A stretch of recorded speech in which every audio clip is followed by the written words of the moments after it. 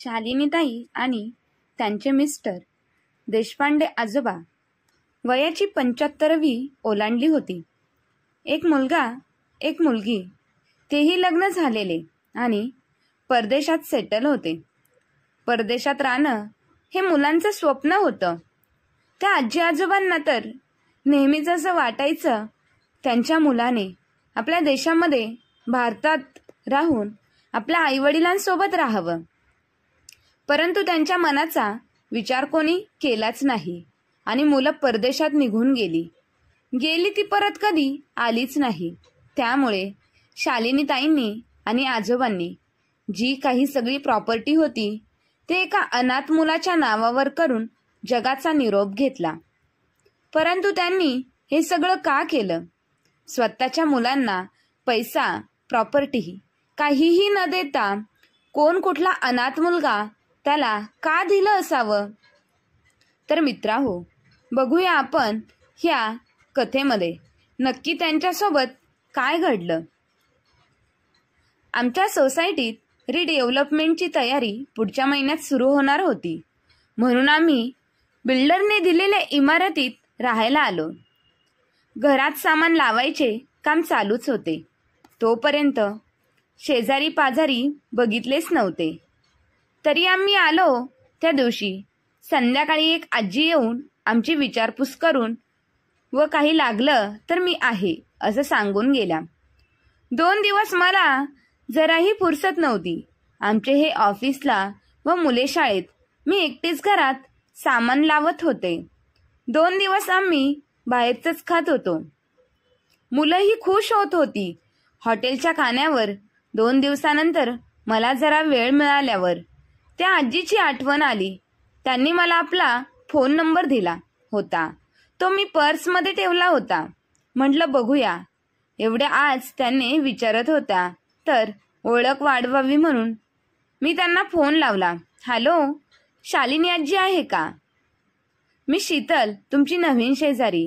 अहो थांबा, मी आजींना देतो असे म्हणून त्यांनी शालिनी असा आवाज जेव्हा सांगितला, तुला शीतलचा फोन आलेला आहे, घे लवकर असे म्हणून आवाज आला. हां बोल शीतल, मी शालिनी बोलते. झाले का तुझ्या घरातील सर्व सामान लावून? हो आजी, त्या दिवशी मी कामात होते. आता तुमच्याशी बोलावं म्हणून फोन लावला. आजी, वेळ असेल तर याल का थोड्या वेळ? हो, थोड्या वेळाने येते हो बरे. या हां, मी वाट पाहते असे म्हणून मी फोन ठेवला. नवीन ठिकाणी गेल्यावर आपण ओळखी वाढवली तर आपला खूप फायदा होतो. ब्लॉकमध्ये राहणारी माणसे एकलकोंडी असतात असं म्हटलं जातं. त्या मनाने चाळीत बरं असतं. नवीन कोणी आली तर चाळभर गाजावाजा होतं. तसेच शाळेतल्या लोकांना ओळख करून द्यायला आणि घ्यायला आवडते. थोड्या वेळाने शालिनी आजी आल्या होत. येताना 4 बेसनाचे लाडू व पोह्यांचा चिवडा घेऊन आल्या आणि मला आग्रह करून खायला लावला. त्यांचे हे प्रेम बघून मला माझ्या आईचीच आठवण आली. शालिनी आजींच्या लाडूंची चव अगदी माझ्या आईच्या हातच्या लाडूसारखीच होती. मी त्यांना बोलूनही दाखवले व त्यांना खूप आनंदही झाला. नंतर बोलता बोलता त्यांनी मी माझ्या कुटुंबाबद्दल सांगितले व त्यांनी माहिती जाणून घेतली. शालिनी आजी व त्यांचे पती माझ्या समोरच्याच ब्लॉकमध्ये राहत होते. त्यांना 2 मुले होती, एक मुलगा व एक मुलगी. मुलगा फ्रान्सला तर मुलगी कॅनडाला राहत होती. दोन्ही मुलांची 2-2 अशी मुलं मिळून 4 नातवंडे होती.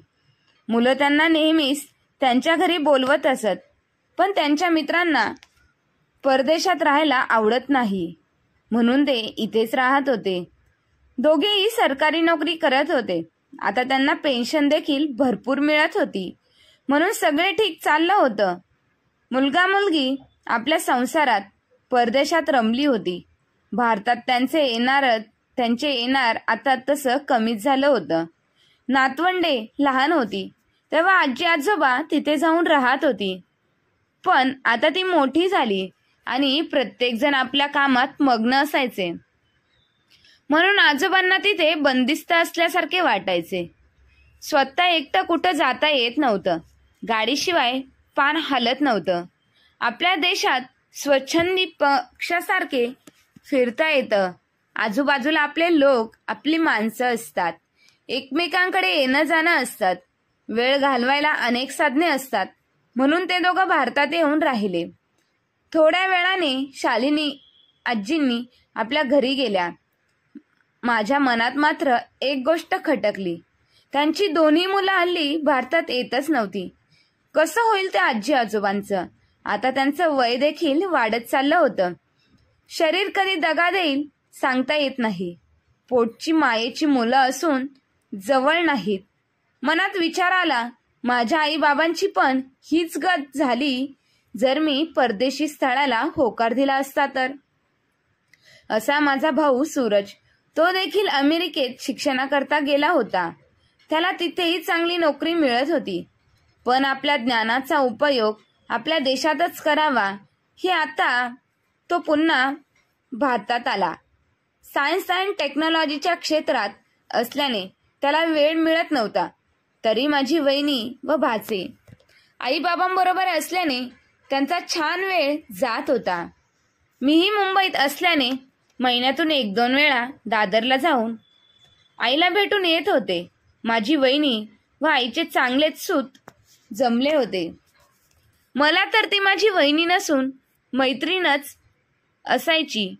सासू असण्याचे भांडणतंटे नसले की घर कसं एका नंदनवनासारखं भासते. मला सासू सासरे कोणीच नाही, कारण मी एका अनाथ मुलाशी लग्न केले. नोकरी करताना प्रेम जमले. प्रेम हे निव्वळ प्रेम असते. चांगला होतकरू सुशील आणि निर्मळ स्वभावाचा मुलगा मला आवडला आणि मी त्याच्या प्रेमामध्ये पडले.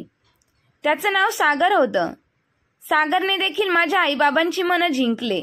आता आमच्या लग्नाला 15 वर्ष झाली. आमचा संसार सुखाचा चाललाय. पुढे उणेदवणे काढायला नातलग लग्न असल्याने थोडेफार कुरघोडी असल्याचं तरी टोकाची भांडणे होत नाहीत. संध्याकाळी आल्यावर सागरला मी शालिनी आजीबद्दल सांगितले. त्यालाही आजीबद्दल आदर वाटला. माझे बोलणे ऐकून ते म्हणाले, उद्या रविवार आहे, आपण सगळे उद्या शालिनी आजी आणि आजोबांना भेटायला जाऊया का? हो जाऊया. त्यानिमित्ताने आजोबांशी पण ओळख करून घेऊ. ठरल्याप्रमाणे रविवारच्या दिवशी संध्याकाळी आम्ही आजीच्या घरी जाऊन दरवाजाची बेल वाजवली. पण आजोबांनी दार उघडले व म्हणाले, कोण पाहिजे? आम्ही आपले नवीन शेजारी. शीतलने आपली ओळख सांगितली. अच्छा, होय, या. व ते आजीला आवाज देत म्हणाले, शालिनी, तुझी लेक आली ग, तुला भेटायला सहकुटुंब. आजी किचनमध्ये काहीतरी करत होत्या. त्या ओला हात पदराला पुसतच त्या बाहेर आल्या. आम्ही सर्वांनी आजी आजोबांचे चरणस्पर्श करून वंदन केले. आम्हाला आलेले पाहून आजी आजोबांचे डोळे अश्रूंनी भरले. आजीकडे जायचे म्हणून सागरने ताजी फळं व बिस्किटे आणलेली पिशवी आजीला दिली. शालिनी आजीनेही आपल्या नातवंडांना मायेने जवळ घेऊन कुरवाळले. त्या मायेचा स्पर्शाची भूक माझ्या मुलांनाही जाणवली. पूर्वाच्या व स्वराजच्या चेहऱ्यावरून ते आम्हाला जाणवले. तसे आम्ही त्यांना अनोळखीच होतो, पण काही क्षणाच्या सहवासाने त्यांच्याबद्दल एवढी आपुलकी व जिव्हाळा वाटू लागला की मुले खरोखर आपल्या आजी आजोबांकडे आल्यासारखे वाटू लागले. आजोबा आतून खेळणी व पुस्तके आणून स्वराज आणि पूर्वाला देत होते, तर आजी एक एक डबा उघडून खाऊ मुलांसमोर ठेवत होत्या. दोघांच्या उत्साहाला ऊत आला होता. काय करू, काय करू, काय नको असे त्यांना झाले होते. आपल्या दोन्ही नातवंडांचे प्रेम ती दोघं आपल्या मुलांवरच ओतत होती. त्या दोघांच्या चेहऱ्यावरचा आनंद पाहण्यासारखा होता. सुख म्हणजे नक्की काय असतं त्याची अनुभूती मला व सागरला त्या दिवशी आली. आजीचे व माझे काय बोलणे झाले होते ते मी सागरलाही सांगितले होते. स्वतः पोरका असल्यामुळे त्यांच्याबद्दल सागरलाही जास्त सहानुभूती वाटणे साहजिकच होते. अर्ध्या तासातच वापस येऊ असे म्हणून गेलो होतो. तिथे 2 तास कसे गेले समजले देखील नाही. पूर्वा व स्वराजला आजीकडे खूप आवडले. एक वेगळाच प्रकारचा आनंद आणि सुख लाभले होते. रात्री झोपण्यापूर्वी मी माझ्या आईला फोन लावून शालिनी आजीबद्दल सगळं सांगितले. सागर, पूर्वा, स्वराज यांना झालेला आनंद देखील सांगितला. आई म्हणाली, वा, छान केलंस तू. मैत्री वाढव त्यांच्याशी. वयस्कर माणसे मायेची भुकेलेली असतात. तू मांडलेली मुलगी आहे त्यांची. आईचे हे शब्द ऐकून मलाही खूप आनंद झाला. असेच दिवसामागून दिवस चालले होते. दररोज ऑफिसला जाताना सागर न चुकता आजोबांची विचारपूस करून जात असे. बाहेरच्या वस्तू काही आणायच्या तर त्यांना आणून देत असे. आजोबा त्याला नको नको म्हणत तरी अनिकेत ऐकत नव्हता. कधी कधी स्वतःच्या मर्जीने काही वस्तू आणून द्यायचा. आजोबा त्याला पैसे द्यायला मागे लागायचे तर सागर त्यांना, बाबा, मला मुलगा मानता ना, मग पैसे देणे बरं दिसतं का, असं म्हणून त्यांना थांबवायचा. सागर अनाथ असल्याने कळल्यावर शालिनी आजीने आजोबांना सांगितले. नंतर सागरला आपला मुलगाच मानत असत. कधी आजी आजोबा आमच्याकडे जेवायला यायचे तर कधी आम्ही रविवारी त्यांच्याकडे जायचो. आजीच्या हातचं मासवडी आणि रस्सा सागरला व पूर्वा स्वराजला तर फार आवडायचा. त्यासाठी रविवारी सागर बाजारातून शालिनी आजींना ताजा फ्रेश भाजीपाला आणून देत असे आणि मुलाच्या अधिकाराने त्यांना काय हवं तसं त्यांच्याकडून खायला करून घ्यायचा. सोसायटीमधल्या बाकीच्या लोकांना अजब वाटायचे, कारण आता आजोबा सर्वांशी प्रेमाने वागत होते. अगोदर ते इतर लोकांसोबत जास्त मिसळत नव्हते. आमच्याशी सोसायटीच्या लोकांशी ओळखी झाल्या. अवघ्या 15 दिवसात आमचं नाविन्य जाऊन आम्ही त्यातलेच एक झालो होतो. छोट्या प्रिया व स्वराजनाही खूप मित्रमैत्रिणी मिळाले होते. पण नियतीचा मात्र काही वेगळाच डाव होता. आमचा हा आनंद जास्त दिवस टिकलाच नाही, कारण एक दिवस संध्याकाळच्या वेळी आजोबा फिरायला गेले होते आणि तिथेच चक्कर येऊन पडले. तेव्हा बाकीच्या मित्रांनी त्यांना त्यांच्या घरी आणले. त्याच वेळी सागर नेहमीसारखा त्यांच्या घरी डोकवायला गेला. तेव्हा त्याला आजोबांना चक्कर आल्याची कळली. त्यांनी तात्काळ त्यांच्या फॅमिली डॉक्टरांना फोन लावला. डॉक्टरही लगेच आले. तपासल्यावर त्यांनी हॉस्पिटलमध्ये ॲडमिट होऊन सगळ्या टेस्ट करायला लागतील असे म्हटल्यावर सागरने एका मुलाप्रमाणे काळजीने सर्व व्यवस्था केली. रात्रभर तो हॉस्पिटलमध्ये त्यांच्यासोबत राहिला. दुसऱ्या दिवशी रिपोर्ट आल्यावर हृदयरोग असल्याचे कळाले. लगेच ऑपरेशन करावे लागेल असे सांगितले. त्यांच्या मुलांना खबर कळावी म्हणून आम्ही फोन लावले, पण दोघांचा कॉन्टॅक्ट होत नव्हता. डॉक्टरांनी तातडीने ऑपरेशन करावे लागणार असे म्हटल्यावर सागरने सगळा पुढाकार घेतला. त्यांचा मुलगा या नात्याने फॉर्मही भरला. आपल्या मुलीला फोन लावला. त्यांच्या मुलीने फोन घेतला आणि आपण किती असह्य आहोत हे सांगितले. आई, मी तुमच्याकडे येऊ शकत नाही व मदतही करू शकत नाही. माफ कर मला. मी निखिलला फोन करून सांगते. आजीने त्यांच्या मुलाचा निखिलचा फोन येईल म्हणून बराच वेळ वाट पाहिली. मग त्यांनीच फोन लावला. आई, तुम्ही हट्टाने गेलात भारतात. बाबांचे मित्र आहेतच ना, घेतील ते त्यांची काळजी. मी कशाला येऊ तिकडे? पैसे हवे तर सांग, पाठवतो. बाळा, अशा प्रसंगी तू हवा ना. सॉरी आई, मला आता रजा मिळणार नाही. सागरला हे सगळं कळालं. आल्यावर त्याने सगळी जबाबदारी स्वतःवर घेतली. हॉस्पिटलचे डिपॉझिट ही भरले. दुसऱ्या दिवशी ऑपरेशनही यशस्वी झाले. 8 दिवस हॉस्पिटलमध्येच ठेवणार होते. आजोबांना असे डॉक्टरांनी सांगितले. सागरने 15 दिवसांच्या सुट्टीचा अर्ज टाकला आणि सख्ख्या मुलाप्रमाणे आजोबांची काळजी घेतली. आजोबांना हॉस्पिटलमधून सरळ सागरने आपल्याच घरी आणले. मग शालिनी आजींना पण आमच्याकडे यावे लागले. ये जा करायला त्रास नको व आजीची सगळी जबाबदारी टाकणे बरोबरही नव्हते. ते आपलेच आईबाबा आहेत असे आम्ही आजी आजोबांशी वागत होतो. ऑपरेशन होऊन 15 दिवस उरले, पण त्यांच्या मुलाचा किंवा मुलीचा खबर घ्यायला सुद्धा फोन आला नाही. पोटची पोरं इतके निर्दयी कट्टर निघाल्यात यांचे आम्हाला सुद्धा नवलच वाटते. प्रत्येक आईवडील आपल्या मुलांना सर्व सुख सोयी मिळाव्यात म्हणून रात्रंदिवस कष्ट करत असतात. स्वतःच्या जीवाचे रान करून मुलांना वाढवतात, त्यांना त्यांच्या पायावर उभे करतात आणि पंख फुटले की ही पाखरे एकदाही मागे वळून पाहत नाही. तिरस्काराने माझे व सागरचे मन विटले आणि मनात विचार आला की शालिनी आजींनी आणि आजोबांना किती यातना झाल्या असतील, त्यांना किती दुःख सहन करावे लागले असेल, पण ते कोणालाही काही बोलून दाखवू शकले नव्हते.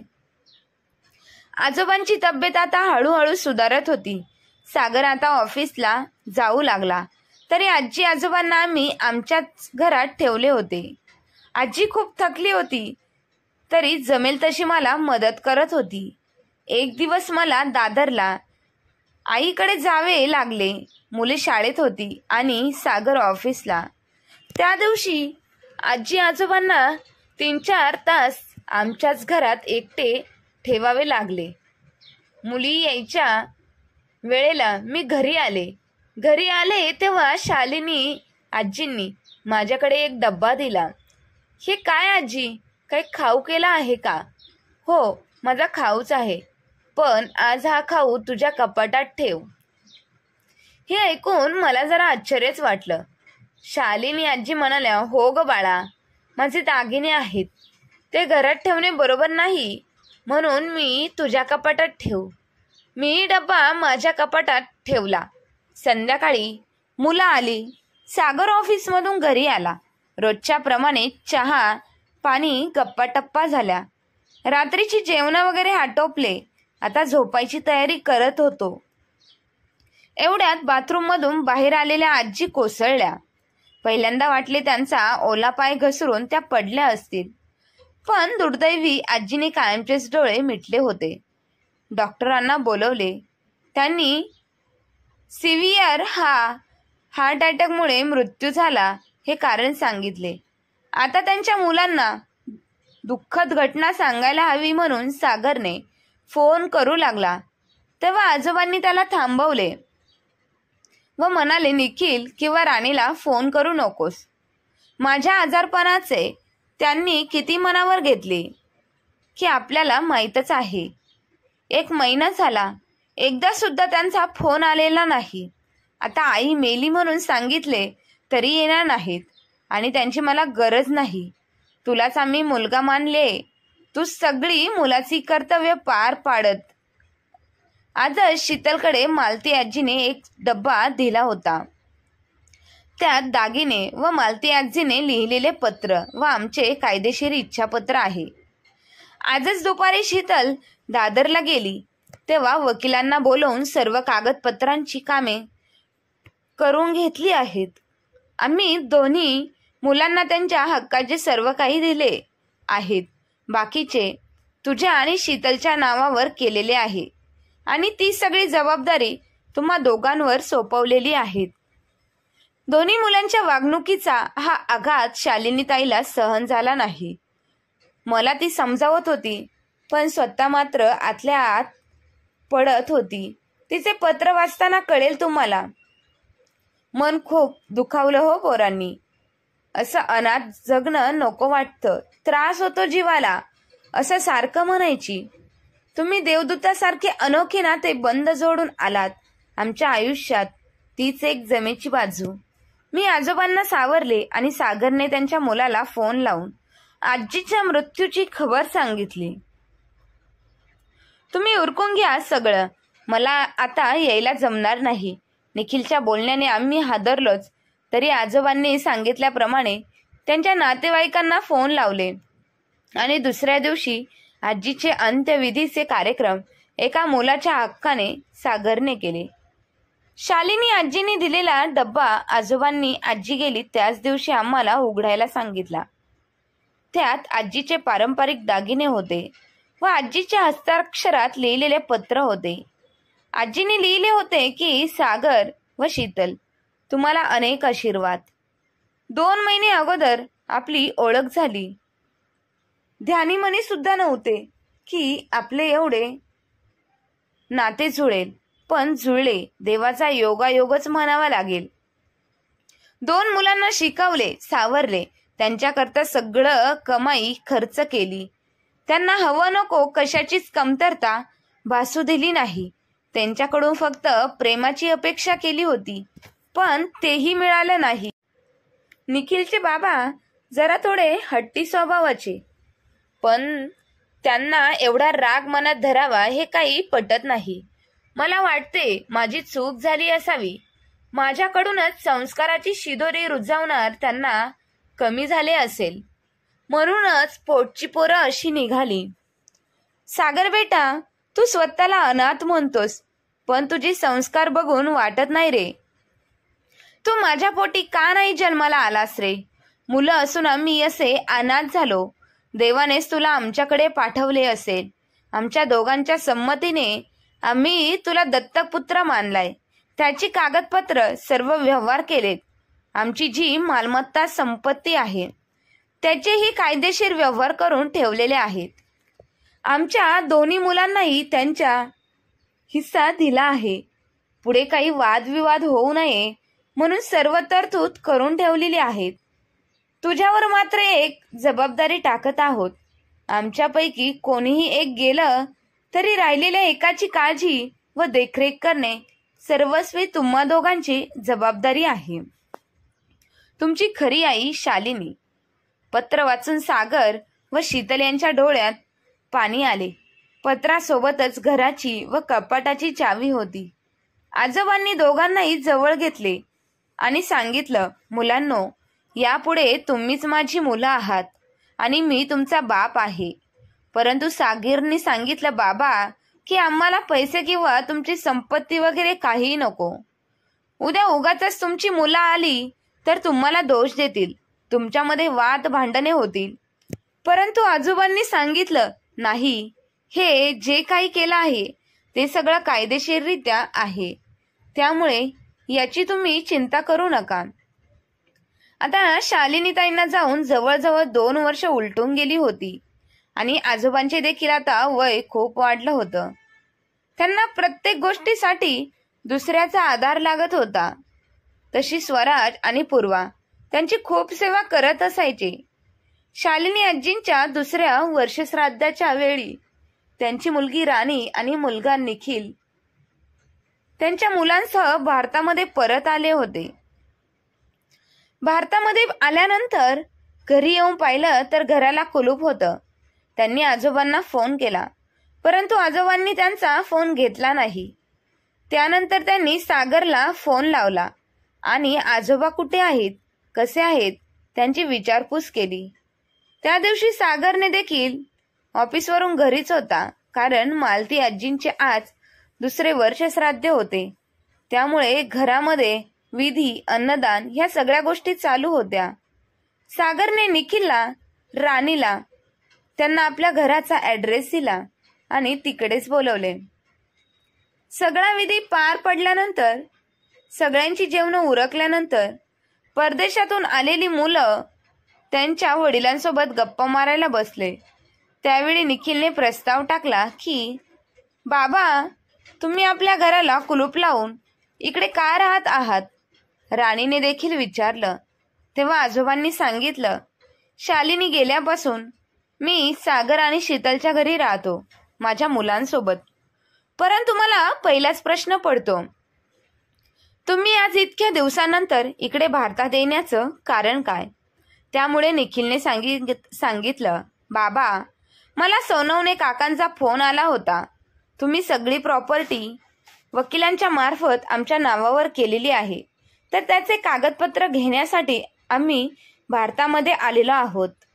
आजोबांनी सांगितलं, तू आला नसता तरी जे काही प्रॉपर्टी तुझ्या नावावर आहे ती कायदेशीररित्या आहे, मग कागदपत्रांची काय गरज होती? ते मी गेल्यानंतर देखील तुला मिळालीच असते. परंतु निखिल काही उत्तर न देता शांतच राहिला. त्यानंतर राणीने सांगितलं, बाबा आम्हाला ती फाईल एकदा दाखवा ना. आईचे दागिने, आपली प्रॉपर्टी कशी तुम्ही आमच्या दोघांमध्ये डिवायडेशन करून दिली आहे. आईकडे तर एवढे दागिने होते, मग आई गेल्यानंतर आईच्या दागिन्यांवरती तर लेकीचाच हक्क असतो ना. तेव्हा आजोबांनी सांगितलं, आत्ता तुला आई गेल्यानंतरचा हक्क आठवतो? जेव्हा आईला गरज आपल्या मुलांची होती तेव्हा तुम्ही कुठे होतात? मग तुम्ही मुलं फक्त आमच्या प्रॉपर्टीच्या, संपत्तीच्या हिस्स्याचे वाटेकरी आहेत का? आजोबांनी खूप काही दोन्ही मुलांना सुनावलं. मुलं शांत होती, परंतु त्यांना वाटणी घ्यायचीच होती आणि त्यांचा हिस्सा त्यांना पाहिजे होता. त्यानंतर आजोबांनी फाईल घेऊन मुलांसमोर प्रस्ताव मांडला.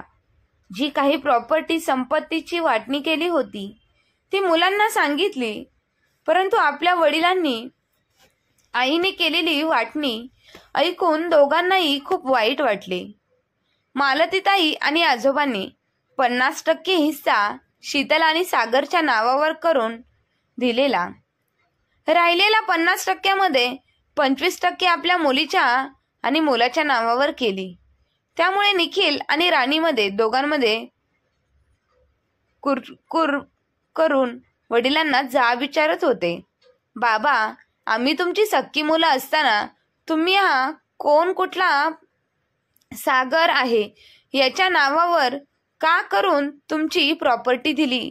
आणि ही शीतल 2-3 महिन्यापूर्वीपासून तुम्हाला भेटली होती. तुम्ही तुमची एवढी ओळख दाखवली की आईने सगळे दागिने तिला देऊन देवाघरी निघून गेली.